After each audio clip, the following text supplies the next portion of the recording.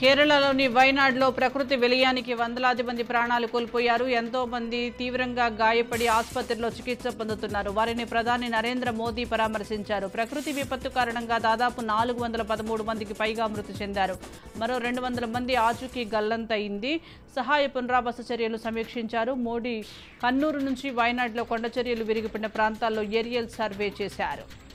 July 22న ప్రారంభమైన parliament వర్షాకాల సమావేశాలు ఆగస్టు 12 వరకు కొనసాగుతాయని కేంద్ర ప్రభుత్వం ముందే ప్రకటించినప్పటికీ ఉభయ సభలు ముందుగానే నిరవధికంగా వాయిదా పడ్డాయి. పార్లమెంట్ సమావేశాలు తొలి రోజు 2023-24 ఆర్థిక సర్వే, ఆ తర్వాత రోజు 24-25 ఆర్థిక సంవత్సరానికి సంబంధించిన పూర్తిస్థాయి బడ్జెట్ను ఆర్థిక మంత్రి నిర్మలా సీతారామన్ లోక్సభలో ప్రవేశపెట్టారు. విపక్షాలు అధికారంలో ఉన్న రాష్ట్రాలకు కూడా భారీగా నిధులు కేటాయించామని క్లారిటీ ఇచ్చారు. బడ్జెట్పై 27 గంటల 19 నిమిషాల పాటు జరిగిన చర్చలో 181 మంది సభ్యులు పాల్గొన్నారు.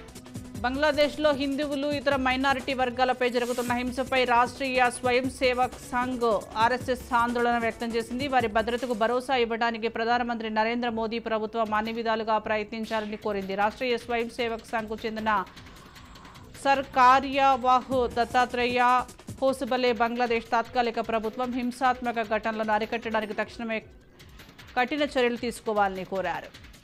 స్వాతంత్ర దినోత్సవం సమీపిస్తున్న తరుణంలో హర్ ఘర్ తిరంగా అభియాన్లో పాల్గొనాలని దేశ ప్రజలకు ప్రధాని నరేంద్ర మోదీ పిలుపునిచ్చారు. అంతేకాకుండా మోదీ తన సోషల్ మీడియా ప్రొఫైల్ కూడా మార్చేశారు. మోదీ ఎక్స్ ఖాతా ప్రొఫైల్లో త్రివర్ణ పతాకాన్ని ఉంచారు. హర్ ఘర్ తిరంగా ప్రచారంలో పాల్గొనాలని దేశ ప్రజలకు ప్రధాని మోదీ పిలుపునిచ్చారు. నేను నా ప్రొఫైల్ ఫోటోను మారుస్తున్నాను, మీరు మన త్రివర్ణ పతాకాన్ని గౌరవించేందుకు నాతో చేతులు కలపండి అంటూ మోదీ తన పోస్టులో రాసుకొచ్చారు.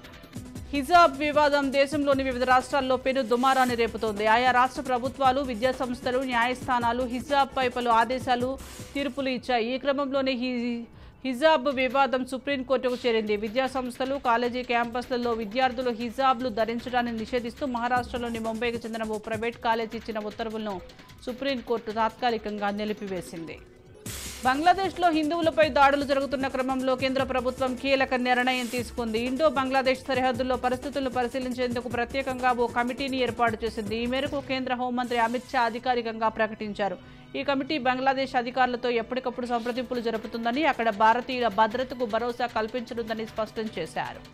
ఢిల్లీ మద్యం కుంభకోణం కేసులో 17 నెలల పాటు తిహార్ జైల్లో ఉన్న ఆప్ లీడర్ మనీష్ సిసోడియా నిన్న బెయిల్పై విడుదలయ్యారు. శనివారం ఉదయం తన ఇంట్లో భార్యతో కలిసి టీ తాగుతున్న ఫోటోను సిసోడియా ఎక్స్లో పోస్ట్ చేశారు. 17 నెలల తర్వాత ఇంట్లో టీ తాగుతున్నాను అని మనీష్ సిసోడియా పేర్కొన్నారు. భారతీయులందరికీ రాజ్యాంగం స్వేచ్ఛగా జీవించే హక్కు కల్పించిందని, అందరితో పాటు కలిసి ఊపిరి పీల్చుకునే స్వేచ్ఛ భగవంతుడు మనకు ప్రసాదించాడు అంటూ పేర్కొన్నారు. కాంగ్రెస్ జన ఆందోళన యాత్రలో భాగంగా మైసూర్ వేదికగా Karnataka CM Siddaramaiah BJP, JDS నేతలపై విమర్శలు గుప్పించారు. రాజ్భవన్ కేంద్రంగా బీజేపీ, జేడీఎస్ తనకు వ్యతిరేకంగా కుట్ర పన్నారని ఆరోపించారు. తనకు భూమి కేటాయించాలని, తాను తన పలుకుబడిని ఉపయోగించాలని బీజేపీ, జేడీఎస్ నేతలు ఆరోపిస్తున్నారని అన్నారు. మీ హయాంలోనే మీరు నాకు భూమి కేటాయిస్తే అది నా తప్పెలా అవుతుందని సిద్ధరామయ్య కాషాయ నేతలను ప్రశ్నించారు. తన ప్రతిష్టను దెబ్బతీసి ప్రభుత్వాన్ని అస్థిరపరచాలని అన్ని రకాలుగా బీజేపీ, జేడీఎస్ ప్రయత్నిస్తున్నాయని ఆరోపించారు. హర్యానా ప్రభుత్వం కీలక నిర్ణయం తీసుకుంది. అన్ని ప్రభుత్వ, ప్రైవేటు పాఠశాలల్లో విద్యార్థులు ఇకపై గుడ్ మార్నింగ్కు బదులు జై హింద్ అని చెప్పాలని ఆగస్టు 15 నుంచి అమల్లోకి తెరనున్నట్లుగా పేర్కొంది. ఈ మేరకు రాష్ట్ర పాఠశాల విద్యాశాఖ ఆదేశాలు జారీ చేసింది.